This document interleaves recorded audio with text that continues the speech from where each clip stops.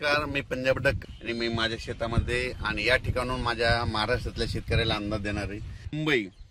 मुंबई पुणे नाशिक संगमनेर इगतपुरी या कोकणपट्टी त्या भागातल्या सर्व शेतकऱ्यांना सांगू इच्छितो की तुम्ही काय करा, म्हणजे तुमच्याकडे म्हणजे 17 ते 22 दरम्यान, म्हणजे 17 ऑगस्ट पासून 22 दरम्यान मुंबई असो पुणे असो त्याच्यानंतर नाशिक इगतपुरी या भागामध्ये अतिमुसळधार पाऊस पडणार आहे। म्हणून हे अंदाज लक्षात मुंबईला देखील म्हणजे असा पाऊस पडेल की तिथलं काही काही ठिकाणचं म्हणजे पाणी साचण्याची शक्यता आहे। म्हणून हा मुंबईकरांनी खास करून हे म्हणजे 17 ते 22 अंदाज लक्षात घ्यायचा। त्याच्यानंतर पुण्याकडे खूप पाऊस पडत असल्यामुळे तिथलं परत त्या नद्याला पाणी येणार, परत तळ्यांचं पाणी सोडावं लागणार।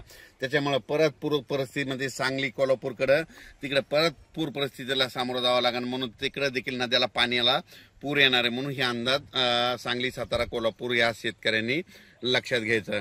त्याच्यानंतर राज्यातले सर्व मराठवाड्यातल्या शेतकऱ्याला सांगू इच्छितो की मराठवाड्यामध्ये आज म्हणजे आज देखील 13 ऑगस्टच्या दरम्यान म्हणजे मराठवाड्यामध्ये परभणी जिल्हा झालं, नांदेड जिल्हा झालं, हिंगोली जिल्हा झालं, लातूर जिल्हा झालं, धाराशिव जिल्हा झालं, बीड जिल्हा झालं, जालना जिल्हा झालं, त्याच्यानंतर संभाजीनगर ह्या भागामध्ये आणखीन असा दररोजच म्हणजे पाऊस सुरू राहणार आहे। म्हणजे असं एकदम मराठवाड्यातला पाऊस आता एकदम असा बंद होणार नाही। आणि सगळ्यात महत्त्वाचं सर्व शेतकऱ्यांना महाराष्ट्रातलं सांगू इच्छितो की राज्यामध्ये मागच्या महिन्यात कसं समजा थोडी उघाड दिली होती, खंड म्हणजे 10-15 दिवस पाऊस पडला नव्हता, तर हे ऑगस्ट महिना संपूर्ण पावसाचाच जाणार आहे, याच्यात उघाड भेटणार नाही।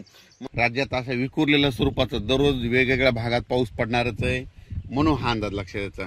म्हणजे सांगायचं झालं तर पूर्व विदर्भ, पश्चिम विदर्भ, दक्षिण महाराष्ट्र, उत्तर महाराष्ट्र, कोकणपट्टी, खानदेश दररोज वेगवेगळ्या भागामध्ये पाऊस पडत जाईल। म्हणून हे प्राथमिक स्वरूपाचा अंदाज घ्यायचा आहे। तर उत्तर महाराष्ट्रासाठी खास करून एक आनंदाची बातमी की उत्तर महाराष्ट्रामध्ये 15 ऑगस्ट पासून म्हणजे 15 ऑगस्ट पासून ते 22 ऑगस्टच्या दरम्यान जोरदार पाऊस पडणार आहे।